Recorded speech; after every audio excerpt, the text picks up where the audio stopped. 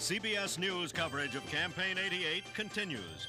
Tonight, from New Orleans, the closing session of the Republican National Convention.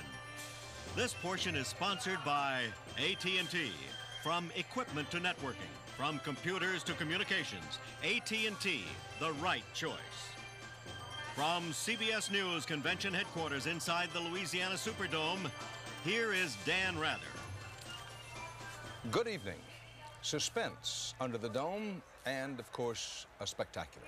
You've seen all the preliminaries. Tonight, the main event.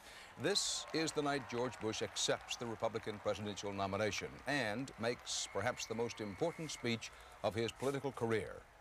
A speech in which he'll try to define himself, try to spell out what he would do as president, and tries to put to rest all of those questions about does he have the steel to be a leader.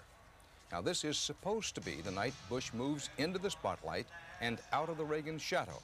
That's part of what all the pageantry and the spectacle is to be about. Instead, Bush finds himself under a cloud of controversy swirling over his running mate, how and why he chose Senator Dan Quayle of Indiana, and Quayle's military service record. Questions are being raised over what influence, if any, was used to get Quayle into the Indiana State National Guard at the height of the Vietnam War. In the background is the fact that Quayle's family is perhaps the wealthiest and most influential in Indiana. That controversy has turned this convention sort of upside down. Remember that conventions are supposed to be about momentum. Our chief political correspondent, Bruce Morton, is here now with the latest on the still developing story of Quayle and the Indiana State Guard. Bruce? Dan, Senator Quayle has now acknowledged that he asked family friends to help him get into the Indiana National Guard at the height of the Vietnam War. And one of those friends, a retired National Guard officer who was an executive at one of the family's newspapers, told CBS News what he remembered. Danny called me up and said he wanted to talk to me about the National Guard enlistment, and he called up and I said I'd be glad to. We've recruited all the people we could get. And I was out. I've been out 6 years, and I called up the Adjutant General's office and asked them if they had a place for Dan Quayle. He was a fine young man, and they went out there, and I don't know how long it took, but eventually he signed up for the National Guard. Questions have been raised, and we are looking into those questions. It's a process that was established between the Vice President and Bob Kimmett during the selection process for the nominee. Has been extended to look further into the questions that have been raised. When you make a decision to go with somebody that nobody heard of before, except in his home state, then you run the risk of finding out stories like this that are going to hurt you. This is the last thing George Bush needed. So the matter of Quayle's military service, of what effect family influence had on getting him into the National Guard, of what effect all that will have on the campaign, all of those things remain unresolved. Bush campaign officials have been insisting all day there is no thought of dropping Quayle from the ticket. But the story is damaging simply because this was the night when everything was supposed to focus on Vice President and presidential nominee George Bush, and instead a lot of people are talking about Dan Quayle and the Indiana National Guard. Dan? Thanks, Bruce. And one of the things the Bush forces will be trying to do this evening is get the delegates to at least stop talking about Quayle long enough to listen to Vice President Bush's speech tonight. As we pointed out, the Vice President has been working on this speech a long time, pointing himself and trying to point the convention toward the moment later this evening when he will try to rivet the attention of the nation on his qualifications to be president and his vision as president. More about that, Diane Sawyer's on the podium. Diane? Well, Dan, George Bush likes to say that he's a pressure hitter, and he's going to get a chance to prove it here tonight. You know, the Republicans know that this convention is really being held in living rooms across the country, and they watch the ratings. They notice that Michael Dukakis got to speak to about a third of the electorate. They know that George Bush is going to be talking to the largest audience he'll have probably until the debates. In fact, you remember the irony is that the whole point of a surprise vice presidential announcement was to be that they would build a little dramatic tension into this event. Well, they got a little more drama than they bargained for. He's going to be speaking to a distracted crowd tonight, and I have to tell you, Dan, I keep thinking back to a pillow I saw on the sofa in James Baker's office, the campaign manager's office. It's the one that says, when you're up to your keister in alligators, it's hard to remember that you came to drain the swamp. Dan? Thanks, Diane. While noting that George Bush at Yale University was a .264 hitter. Bob Schieffer reports the delegates on the floor are also well aware of the importance of tonight's address. Bob, tell us about that and also whether they'll be actually able to hear. They've been all these acoustical problems. Dan, to answer the first question, the sound system does seem to be a little bit better tonight than it was when Ronald Reagan made his address. I'm with Big Jim Thompson, the governor of Illinois, who's going to introduce George Bush tonight. You know, Governor, the expectations about what George Bush has to do have gotten so high, I'm beginning to wonder if Mark Antony could live up to what's expected of George Bush tonight. Is this a lost cause for him? I guess I'm from the old school. I believe that the last night of the convention and the acceptance speech of the nominee begins the campaign, not ends it. 2.5 months from now, after a long campaign trail across America, we'll know what the people of America think. And I think George Bush ought to be given a chance to make his case tonight, but I think it's sort of foolish to say this is make or break, this is the last of the ninth, 2 outs, bases loaded, he's got to get a home run, all that business. Tonight's the beginning. What about the quail thing? Is this going to be a serious thing? Well, I don't know, because I'm not sure we know what all the facts are. If there's a suggestion that it was dishonorable somehow to serve in the National Guard or the Reserve as an alternative to active duty, then I think we're slurring hundreds of thousands of patriotic Americans, including Dan Quayle, who had the perfect right to volunteer for the Guard and serve. I'm the Commander-in-Chief of the Illinois Guard. We continually ask people to serve in the Guard today. If there's some suggestion that anything improper was done, then that's another question. I don't think we know the facts yet, and I think Dan Quayle ought to be allowed to speak to that. Thank you, Governor. Back to you, Dan. Now, the Republicans, and particularly those in the inner circle around George Bush, have been saying all day, problem, what problem? Publicly, they've been saying, there's no problem here, certainly no big problem. But Ed Bradley down on the floor has some indications that in private, it may be a different story. Ed? Dan, if you talk to the pros as well as the delegates out here on the floor publicly, they'll say, Dan Quayle, no problem. But privately, you do get a different story. Let me give you a couple examples. Yesterday, I met with one of the top party strategists who could not have been more critical about the Quayle selection. And this was even before questions were raised about the National Guard, before the news conference. Yet he didn't show up out on the floor here last night for a scheduled live interview on our broadcast. And today, he admitted that he stiffed us because of pressure from the Bush administration. Talk to some of the delegates, they'll raise questions about Quayle, but they do it privately and not publicly. And here's one of the reasons why. Every day the Bush campaign puts out a piece of paper of themes for the day. They actually call it their line of the day. These are the things they want the delegates to talk about. Someone goes around to all of the caucuses, and they don't say if you're interviewed on the floor, say this. They say these are our themes. We'd appreciate it if you'd help us get them out. Now, you'd think with all this talk about Dan Quayle, you look at the line of the day, Dan Quayle's name's not even on this paper. Ed, one point. Privately, when they talk about the Quayle controversy, is it a matter of Dan Quayle didn't go to Vietnam at the height of the war, took himself out of the selective service process, or is it the case that he's called himself tough on defense and has thus raised what Frank Mankiewicz called on our evening news broadcast the hypocrisy quotient? Which of those two seems to be getting the most talk? You know, I think it's equally divided. I think it depends on who you talk to. There's some people who see the National Guard, and most people say the National Guard is honorable service. But there's some people who have legitimate questions as whether you used undue influence not to go to Vietnam. They have questions with that.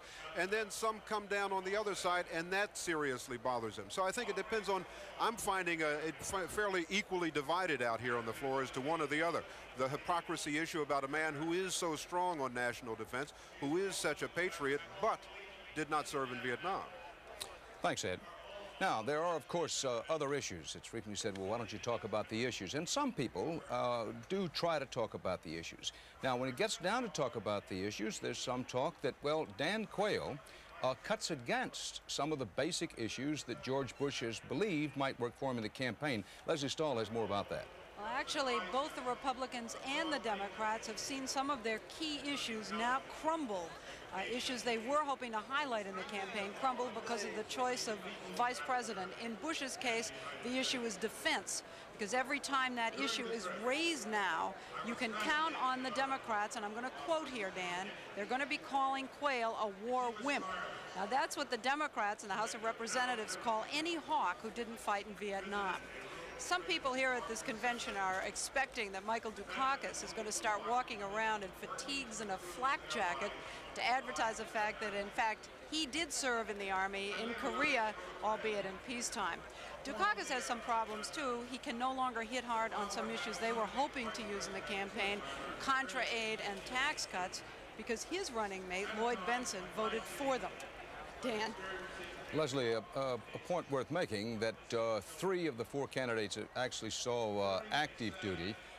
Benson and Bush saw combat duty. Michael Dukakis, you pointed out, served in Korea. Thanks, Leslie. When we come back, we'll be preparing, setting the stage for listening to, from the podium, Barbara Bush. So stay here with us.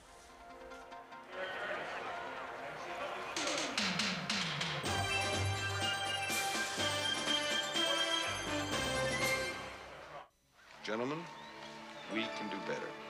After all, life's not black and white. Somewhere over the rainbow. I'm just not sure. Why not phone this image to Dr. Wheatley in London? At AT&T, we've always been committed to helping the people of the world communicate better. Funny how the future seems to repeat itself. Good meeting. Como arigato. And the dreams that you dare to dream really do come true. At General Motors, a new partnership is taking shape. Hey, how'd it go on the new job, son? Not bad. Yeah, we're learning a lot about computers and stuff. You know, they asked me to a meeting today. They asked the union. Yeah, there's a meeting on how we can improve quality. And, well, they want to know what I thought. It's not like it was when I was on the line. You know, I had a pretty good idea. At GM, the partnership is working. The vision is paying off. Comprehensive health services and protection at an affordable cost. That's what one of America's strongest insurance, financial, and health service experts offers you. All backed by 52 years of health service expertise that covers over 8 million Americans. It's one of the most dramatic developments in healthcare today. From the Travelers, you're better off under the umbrella. Now, there's an attractive cereal. It's not designed to be attractive, Carol. It's designed to be crisp. It's Crispix. And the shape. I used to have earrings like this. Remember those? Now, you see corn on one side and rice on the other? One light side, one dark side. It goes with everything. No, but it's designed to be crisp. It is crisp. How could I ever have loved the flake? I'm asking myself the same question. Kellogg's Crispix. It's crisp by design.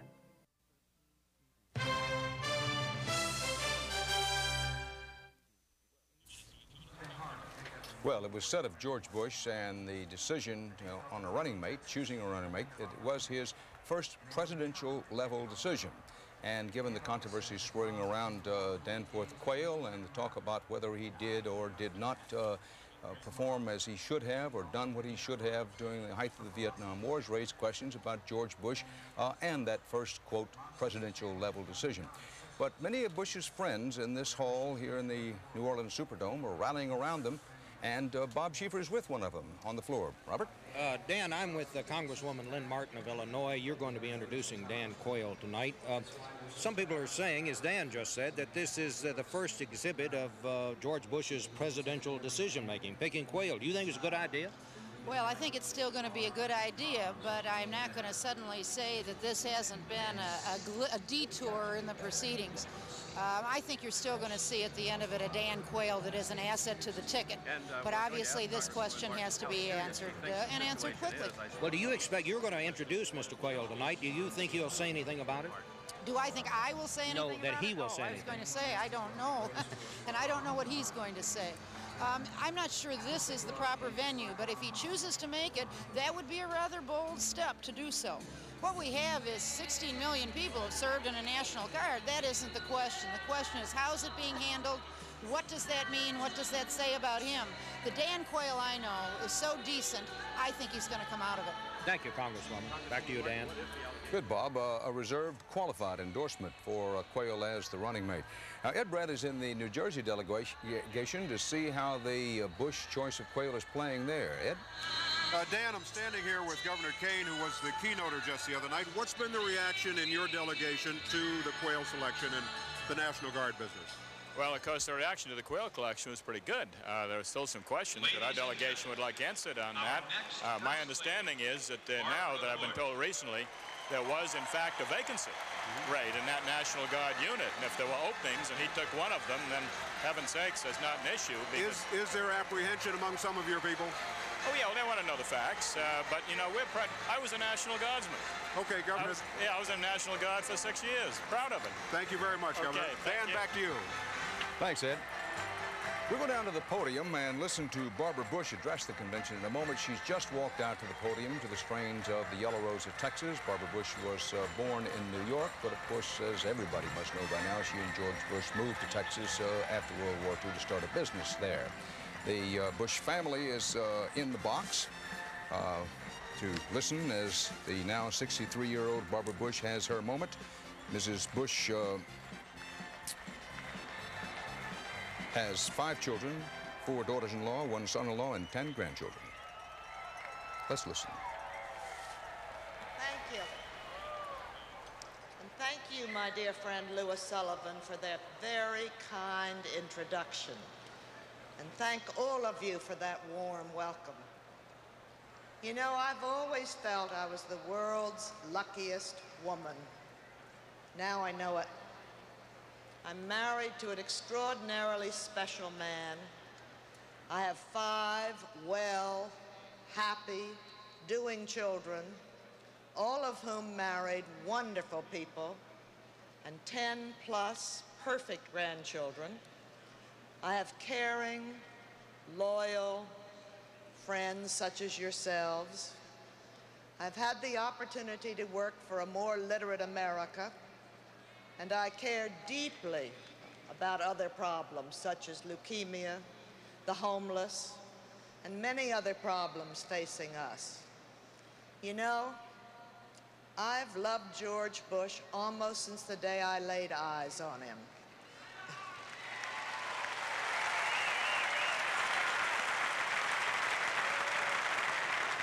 Now, I realize that won't get him a lot of votes. So let me explain why I respect him. First of all, George was there when the children needed him.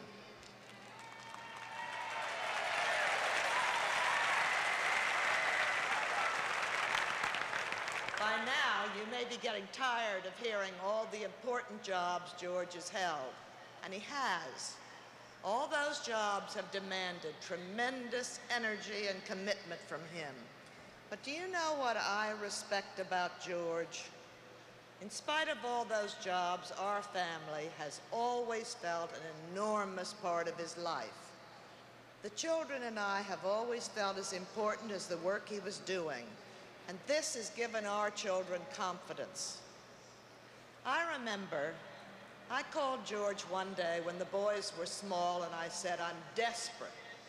I don't know what to do. Your son's in trouble again. He just hit a ball through the neighbor's upstairs window." And George said, "Wow, what a hit." And then he said, "Did you get the ball back?" A reporter once asked what his proudest accomplishment was. And he paused a moment and then said, "Our kids still come home." He meant it.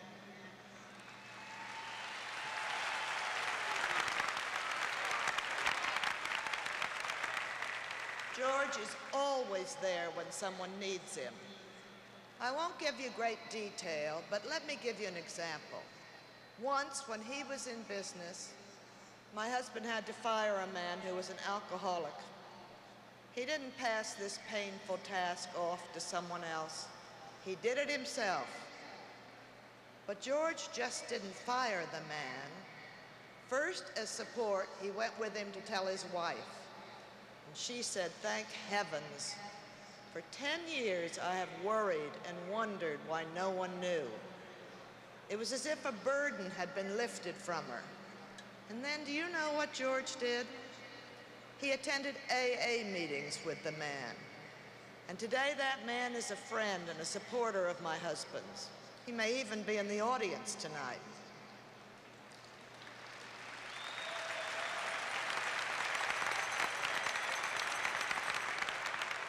George has always been there when I needed him too. The hardest thing we ever faced together was the loss of a child. I was very strong over the months we were trying to save her. At least I thought I was. Maybe I was just pretending. But when she was gone, I fell apart. But George wouldn't let me retreat into my grief. He held me in his arms, and he made me share it and accept that his sorrow was as great as my own. He simply wouldn't allow my grief to divide us apart, push us apart, which is what happens so often when there's a loss like that. For as long as I live, I will respect and appreciate my husband for the strength of his understanding. I guess what I'm really trying to say to each of you here tonight is that you should feel proud of what you've done at this convention.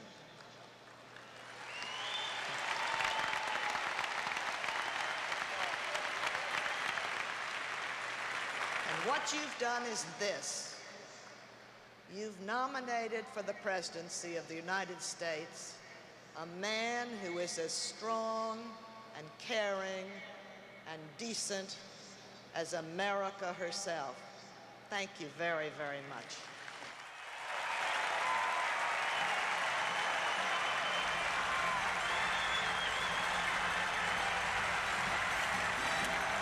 Brief and heartfelt speech by Barbara Bush, who mentioned that she felt especially blessed because she has 5 healthy children.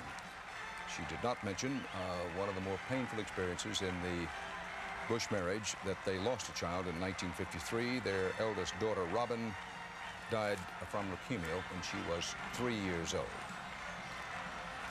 Might want to note that at the convention tonight, a lot of empty chairs, particularly among the seats for delegates. If you notice, we looked out the window here, that they'll probably fill out a little bit later on. But here in the early hours of this, the final night of the convention, the delegation and whips have not done a very good job of putting people in the seats. Joining me now is my CBS News colleague, Walter Cronkite. Walter, so much talk around today about the quail controversy. This was the day the convention was supposed to center on George Bush, his strength, and on his leadership. And publicly, as we heard Ed Bradley report again from the floor a few moments ago, all of the Bush forces saying, listen, problem, what problem? There's no problem. But there is a lot of concern among the delegates, isn't there? A lot of concern. But, you know, just a very short while ago, we were talking about what a dull convention. That's another one of those false rumors that have been put to rest, I think, in the last few hours around here. This was, of course, supposed to be George Bush's coronation night, and it turns out to be something different than that. A major test of his ability is being put to the delegates, really, here.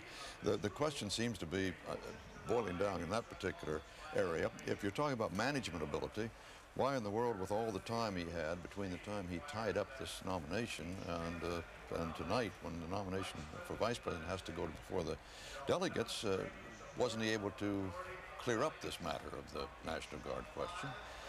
But then, on the other hand, those who say, well, making selections like this in politics is mostly instinctive.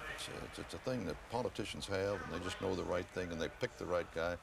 Well, if that's the question, then the question is, what about the next question, what about his instinct, his political instinct? And that has to be questioned by the politicos among this crowd out here, and that's many of them.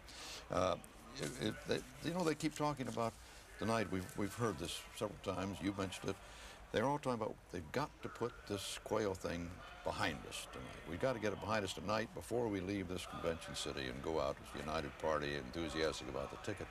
There's no way in the world they can do that.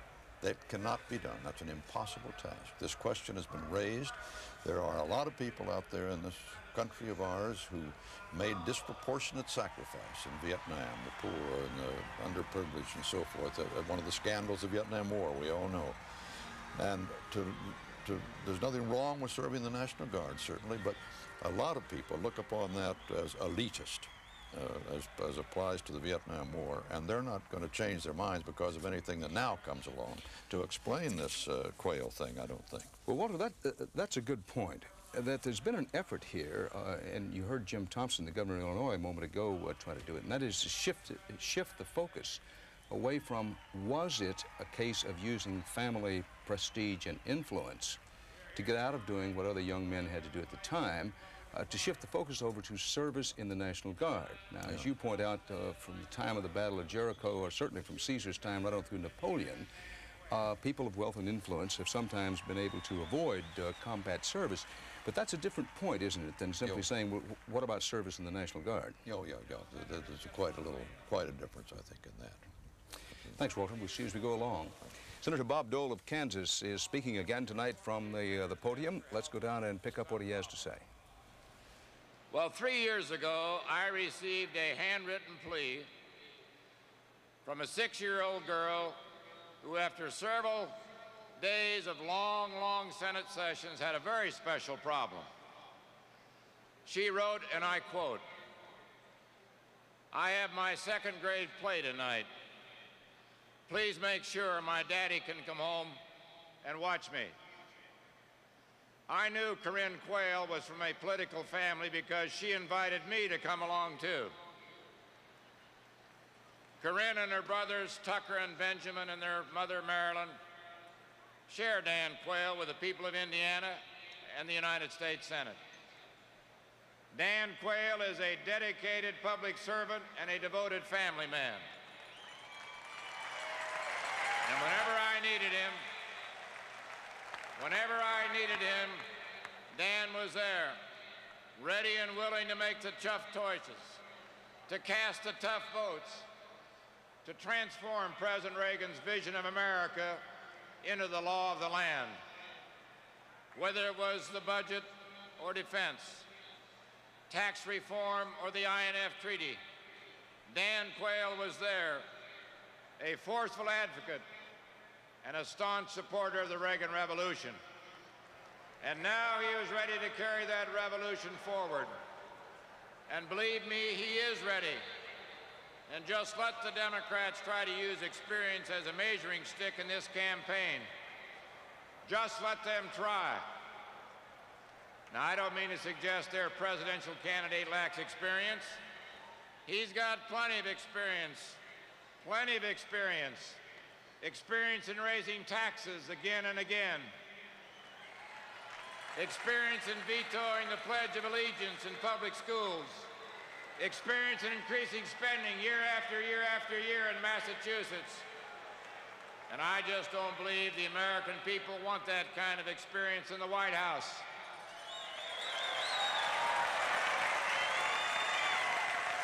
It sounds like a cockeyed idea to me.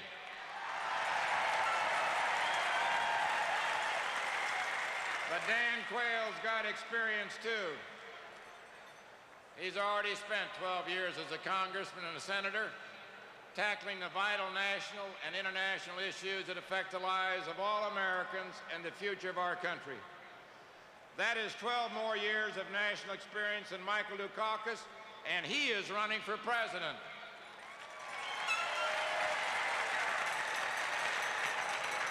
As I said at the start, Dan Quayle is a man I know and trust. I am honored to nominate him for Vice President, Mr. Chairman, and for the purpose of debate only, I yield the balance of my time to the outstanding, distinguished senior senator from Indiana, my good friend, Senator Dick Lugar. Dole was also the one to nominate the 1980 Republican nominee for Vice President, George Bush. And if we're going to talk about others making mistakes, we should point out our own. And that when we spoke a moment ago about Barbara Bush, she did, of course, mention in her little talk about losing a daughter. I should have said she didn't dwell upon it. Now, let's go down to the podium and pick up some of what Senator Lugar is saying. What he is basically saying is amen to the recommendation of Senator Dole about Dan Quayle. Before we proceed here, I'm told we'll take a break for these messages, so let's do it.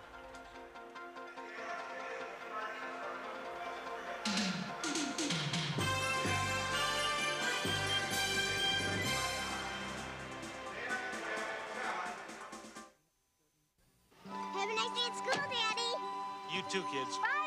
Across the country, more than 350,000 General Motors workers are going back to school. They're being trained or retrained to learn new skills to keep pace with today's technology, to enhance each man and woman's value on the job market. And that means a lot to them, to GM, and to the country. How was school, Dad? Not bad. Retraining, another reason why the vision is paying off.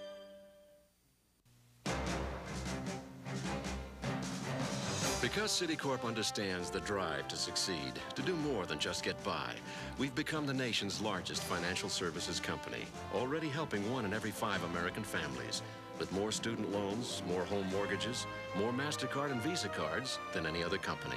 Citicorp and Citibank, we'd like you to get to know us better. Citicorp, because Americans want to succeed, not just survive. On the other hand, I want to point out to you... I can't... Democrats and Republicans have seldom agreed on anything. Wrong! Until now. After you. No, I insist after you. Each party selected Delta as their official airline for both the Democratic and Republican national conventions. Because Delta flies more people, more places than ever before, whether you're Democrat, Republican, or undecided. Peanuts, anyone? Aye. Delta, we love to fly, and it shows. Every day, we face a simple truth. The world is getting more and more complex. Technology from a company called TRW helps find patterns in complexity and gives us perspective. So when we look at the world, it's a little simpler to understand. Tomorrow is taking shape at a company called TRW. Saturday on Frank's Place, Cool makes himself some easy money. $3,000. In an illegal exchange. This ain't the street, and you ain't street. Then finds the price is high. Come on. And a dangerous habit could bring him down. It's gonna be all right. Winner of 9 Emmy nominations, a special 1-hour Frank's Place, Saturday. It's climbing into its 106th year above Dubuque, Iowa. Take a ride on the steepest cable car in the world this summertime, tomorrow on the CBS Evening News. This is CBS.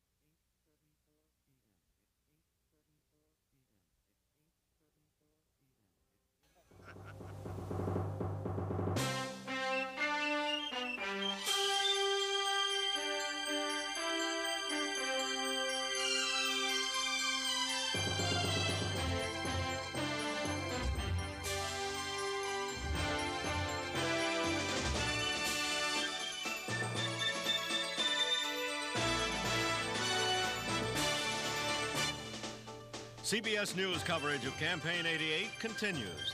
Tonight, from New Orleans, the closing session of the Republican National Convention. This portion is sponsored by General Motors, the mark of excellence. From CBS News Convention headquarters inside the Louisiana Superdome, here again is Dan Rather. On the podium, Nancy Kassebaum, the junior senator from Kansas, is continuing the process of nominating J. Danforth Quayle, the junior senator of Indiana, to be the Republican nominee for vice president. Quayle himself will be speaking later in the evening in this hall, and then what is to be the climax of the evening, George Bush's acceptance speech, will happen a little later on. Right now, Ed Bradley is on the floor where he finds the continuing question is, did Dan Quayle use his family's power and influence in Indiana to avoid active combat service in Vietnam? Ed? Dan, I'm here with Senator McCain, who was a former prisoner of war, was shot down in Vietnam. Do you have any problems with what happened with Dan Quayle? Do you think he used undue influence? Ed, there is clearly no evidence that he did, and I think that it's a bum rap to say that service in the National Guard was a way of dodging the draft, just as service in the Peace Corps or other ways of serving this country.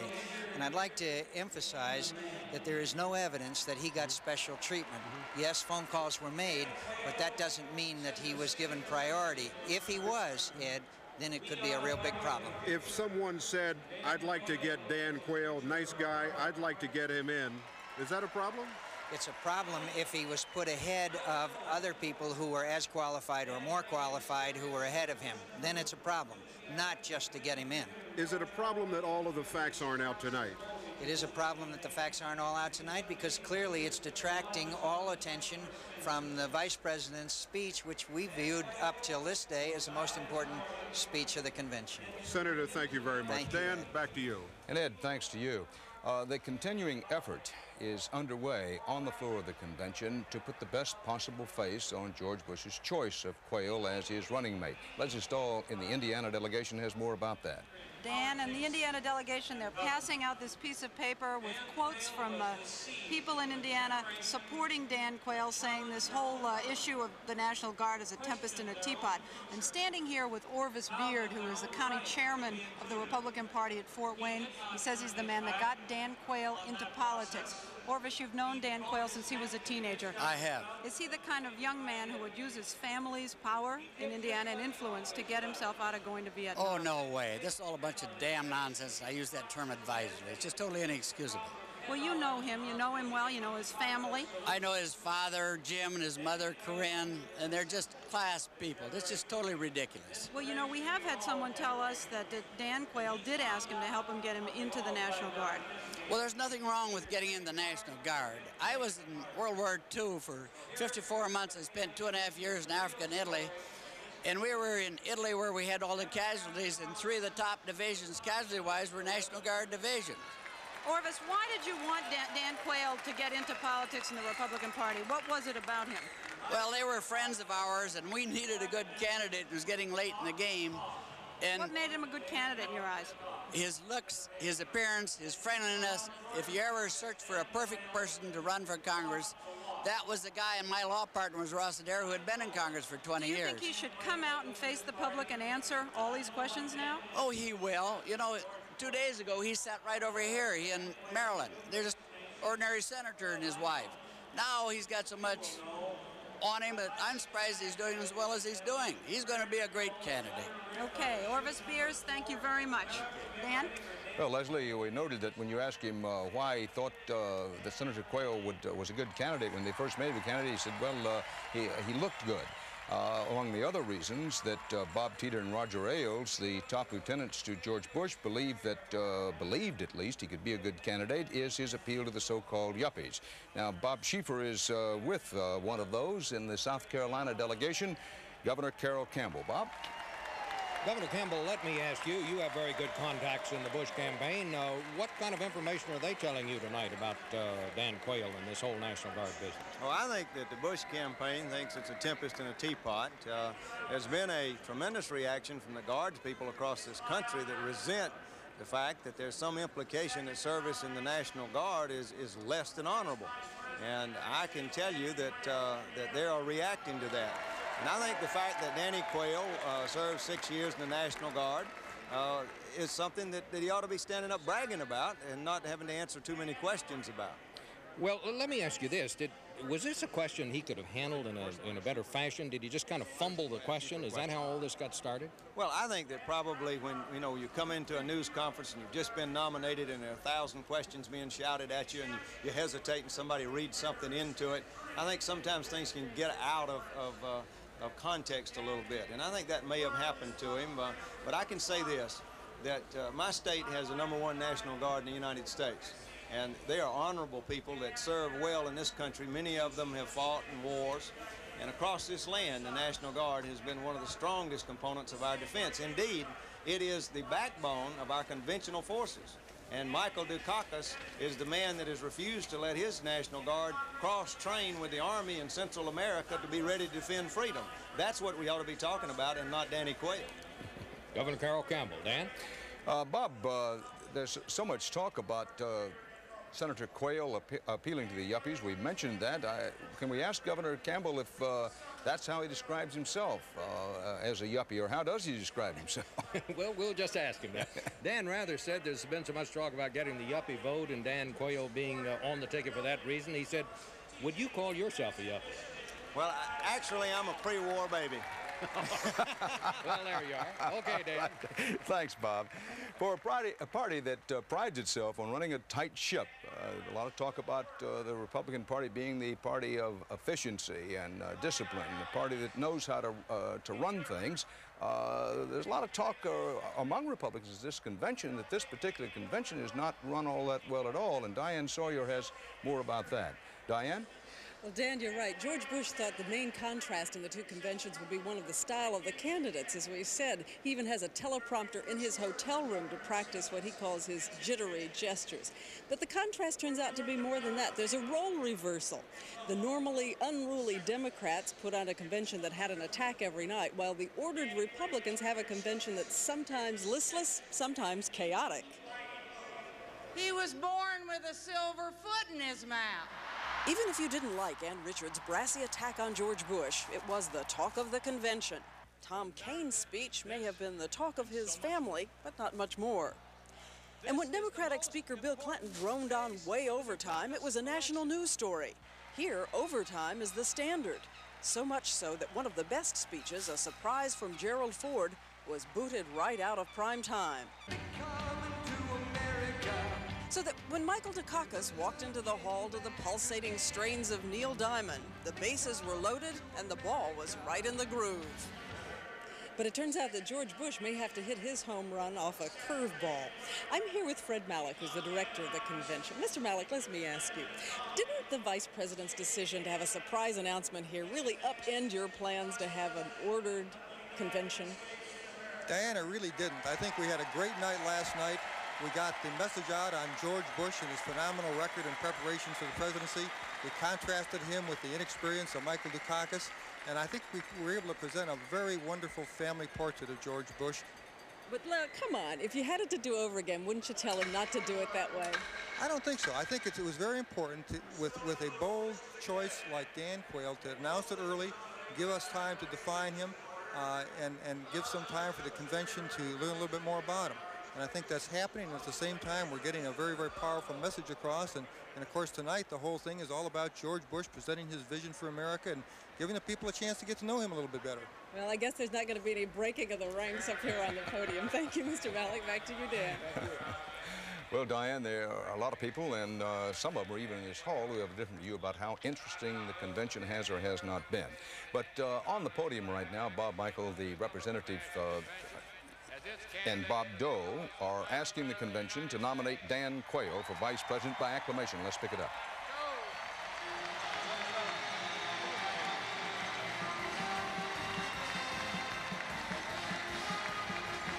Dan Quayle, J. Danforth Quayle of Indiana, nominated for vice president of the United States by the Republican Party.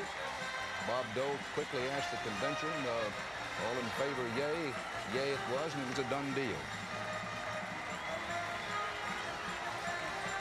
Now, to look forward to later on this evening, if you're still saying to yourself, who is this Quayle?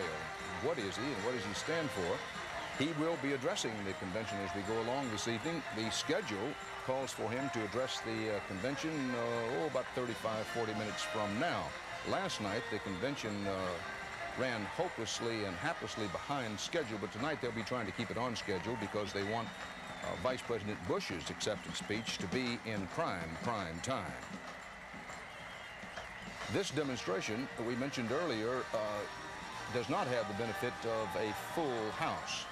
A lot of empty seats in the delegate seat area. We're looking down over the Georgia delegation, and for one, the Kentucky delegation for another, where there are all kinds of empty seats. The hall will, if it follows past patterns, begin to fill out as the evening goes on.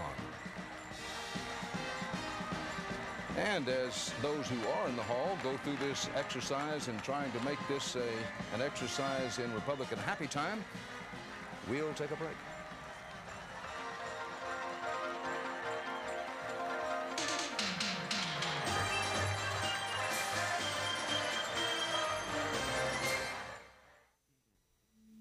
A simple idea from a company called TRW lets the person who will use a computer system help design it. First, TRW engineers make a rough prototype. Then the user tries it, changes it until it reflects his needs. Okay, that's it.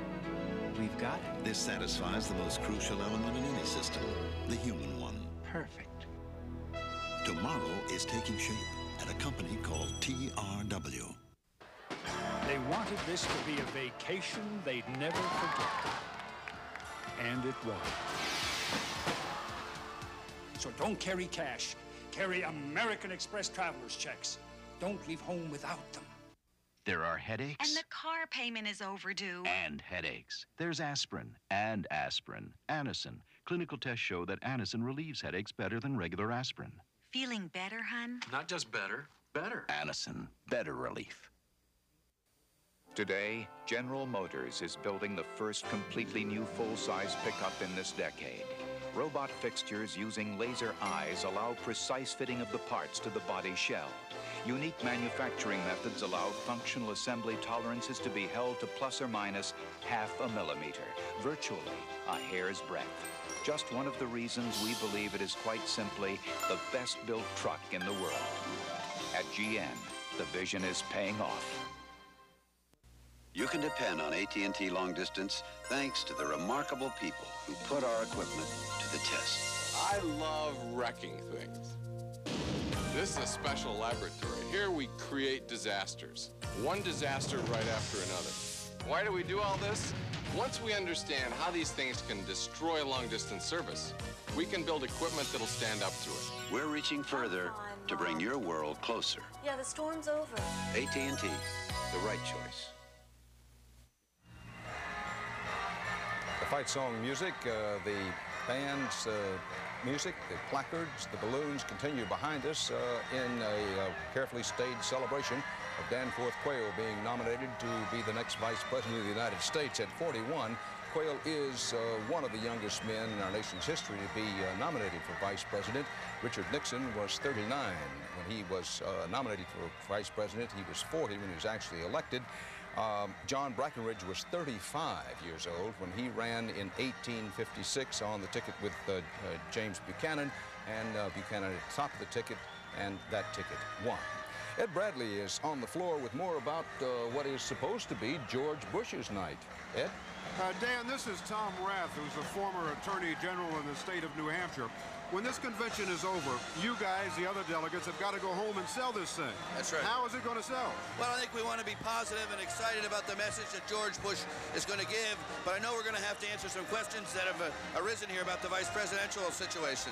What are the questions you have to answer? What do people want to know when you go home? They're going to want to know a little bit about Dan Quayle, who he is, and are we comfortable with the choice that Bush made? I think everyone is supporting that choice, but is clearly concerned that we have to put aside some of these other issues that have arisen, especially on the Selective Service National Guard thing in the last couple of days. This bother you? I think we're distracted by it. I think it's the focus tonight ought to be on what I'm sure is going to be a great speech by George Bush, and I think people are troubled that we're dealing with the subsidiary or ancillary issues. You know, one thing that you hear people say, your draft, your lottery, whatever your situation at the military, for a young man, it's a once-in-a-lifetime thing. You remember everything that happened. You remember what happened with you? I have to say I do. I was right in the same age group, and I remember it well. You remember everybody you talked to? I can remember most of those incidents, yeah. Does it concern you at all that he can't seem to remember who he talked to? Well, no, not that part, but I think he probably knows whether it was a problem to get into the unit or not. He's indicated it wasn't, and I think that's the kind of detail that you'd remember most particularly. So I'm inclined to accept it, but I think that the campaign's got to come forward with all those details and put these issues to rest once and for all. get it out of the campaign. Okay, thank you very much. You. Dan, back to you. Well, Ed, as you pointed out earlier, if it wasn't a problem getting in that National Guard unit at the height of the Vietnam War in Indiana, then why would a young Danforth Quayle ask his friends to help him? That's one of the questions that several people have said, well, Quayle will answer those questions as time goes along. For members of the George Bush family, this is certainly for them a night of nights, and Leslie Stahl is with one of them. Leslie? Dan, I'm standing here with George Bush's youngest brother, William Bucky Bush. He's an investment banker from St. Louis. I hope you can see us over all these flags. Mr. Bush, tonight your brother is giving the so-called speech of his life. Has he ever been under this much pressure that you know of? I don't think giving a speech, particularly Leslie, but he's always been the best when the heat is on. I think his one unsung quality is how cool he is under pressure. I've read the speech. It's marvelous, and he's going to deliver it well, and I'm looking forward to hearing it. Tell us what's in the speech. No, ma'am. No, he swore you to secrecy, too? Well, I just, it's his speech, and he should be the one to do it. Now, I've been talking to you for 3 nights, and I asked you if you would be kind enough to come up with a story about your brother that no one else knows. Well, and it's just between you and me. So okay. Just tell us. Okay. I think probably his greatest sense of strength was revealed in a situation when he was a contractor, and he had a major pioneering piece of equipment which his company invested a lot of money in. It was blown away by a hurricane and never found again. It was a tremendous financial loss to his company, but instead of despairing at all, he just got a smile on his face and stood up straight and went back to work and pulled up his socks and got his 250 employees, didn't lay anybody off, said, we got to go out there and do it, and did it. And that's a great example to a younger brother. Okay, I want to thank you very much, William Bucky Bush. Thank you. Thinks a lot of his brother, I know. We've been talking. Back to you, Dan. Well, thank you, Leslie. A lot of pressure on George Bush, but his brother says he's a pressure player. Somebody else said earlier he's a pressure hitter. These are pictures of the Dan Quayle motorcade moving from his hotel in New Orleans, moving on past the French Quarter, and now arriving right up near the Superdome, just coming into the Superdome, which, given the size of the stadium, you'd expect a large parking lot and a long drive up to it, and that is the case.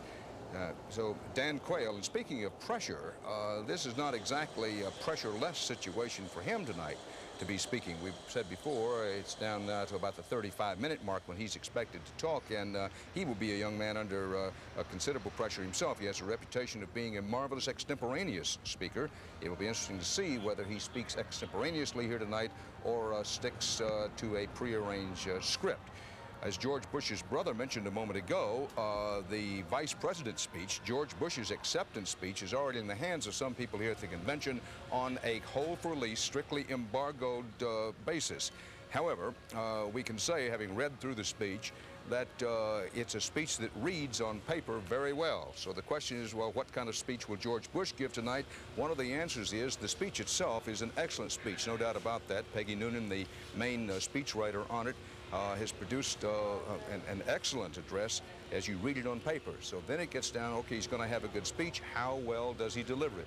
George Bush has said himself that he's never been particularly good at delivering speeches, but as you heard Bob Schieffer report a minute ago, and then Ed Bradley mentioned it as well, that George Bush has had a teleprompter in his hotel room, and he's been going over and over this speech that he has to deliver later on this evening here in the Superdome.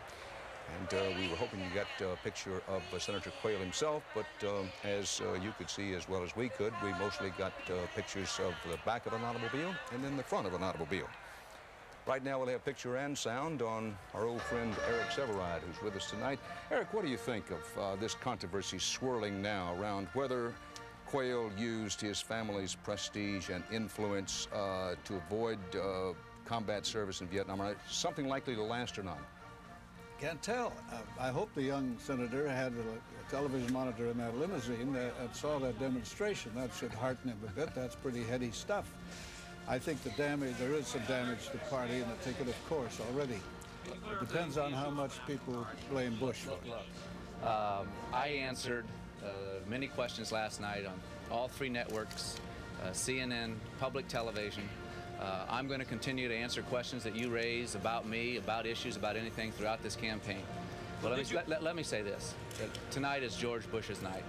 And in deference to George Bush, I'm not going to get into all the details. I'll be around tomorrow. I'll be around the next day. And believe me, I will answer your questions. And I did. Senator, a lot of these delegates want you off the ticket. Thank you, Senator. No question. Well, give him credit. Senator Quayle stopped in front of the microphones and cameras and did talk after stepping out of the limousine here in the Superdome. But after an all-night session of George Bush's inner circle and his top advisors, including the Jim Bakers, Bob Teeters, all the others, Roger Ailes of the world, you can bet they spent some part of the day telling young Mr. Quayle, young Senator Quayle, what it was he would say and what he wouldn't say. And what he said there is, I will answer the questions for you. I'll answer everything. However, this is to be George Bush's night, and I'm not going to answer them now. Eric, we can pick up our conversation. You were saying, well, it's hard to tell whether this is going to last or not. Depends on how much of it rubs off on the chief nominee, Mr. Bush, the vice president, and whether people hold him responsible for this. I suspect he's been the victim of some incomplete investigation by his investigators. Bush, that is. Yes, but I also think that Mr. Bush is fundamentally a very gentle man, and that he would allow the young senator as much time as he feels he needs to get himself out of this or explain it or justify it and get it behind him. Well, raise one thing.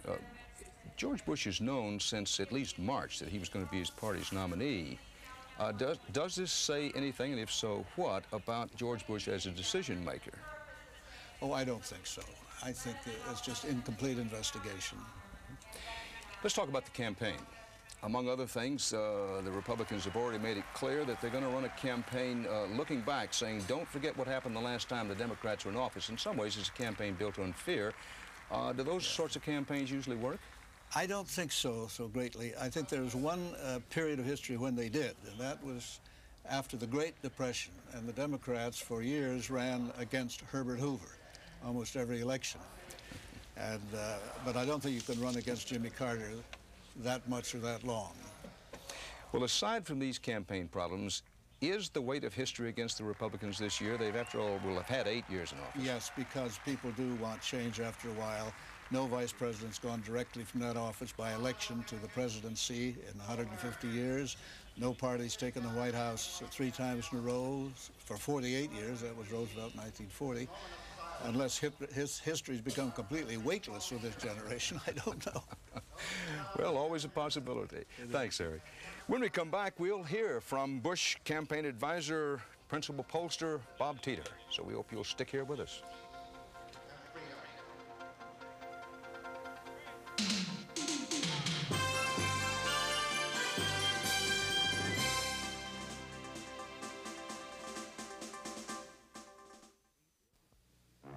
The art of investment and financial security requires painstaking preparation. Bold strokes influenced by a mastery of expertise, creative approaches to annuities and mutual funds, innovative forms of insurance, and comprehensive health services. As one of the strongest diversified financial experts, we have the capabilities to turn the business of investment into an art. The Travelers. You're better off under the umbrella. Oh, look, after 20 years, Michael loves Sarah. You haven't changed. I take care of myself. And she takes Geritol Complete with nearly twice the iron of ordinary supplements. Marry me? Again? Geritol Complete for the best years of your life. Savages? Nah. Guys with irritated skin from shaving. Try new Aquavelva Skin Conditioning Aftershave. Hey, it's creamy. Guys prefer its soothing formula. And fragrance. There's something about new Aquavelva Skin Conditioning Aftershave. There's a lot of talk about police brutality. For the worst, a Chinese invasion. There'll be more casualties. It's just before midnight in downtown Peking. Mr. Nixon in recent days has appeared to be depressed. This is the year of the foreclosure. Dan Rather. He's been there. He'll be there. Saturday. Bobby, get out of there! Somebody must have tipped them off. Do you guys think I like this? I'm not dying for this stupid village. Looks like we got us a mutiny on our hands here. Tour of duty. This is CBS.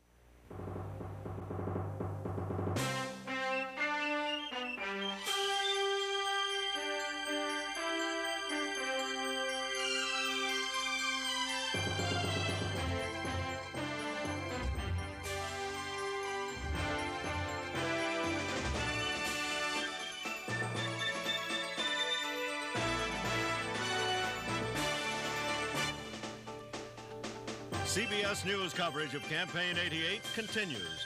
Tonight from New Orleans, the closing session of the Republican National Convention. This portion is sponsored by Citicorp and Citibank, already helping 1 in every 5 American families get what they want out of life. Citicorp, because Americans want to succeed, not just survive. From CBS News Convention Headquarters inside the Louisiana Superdome, here again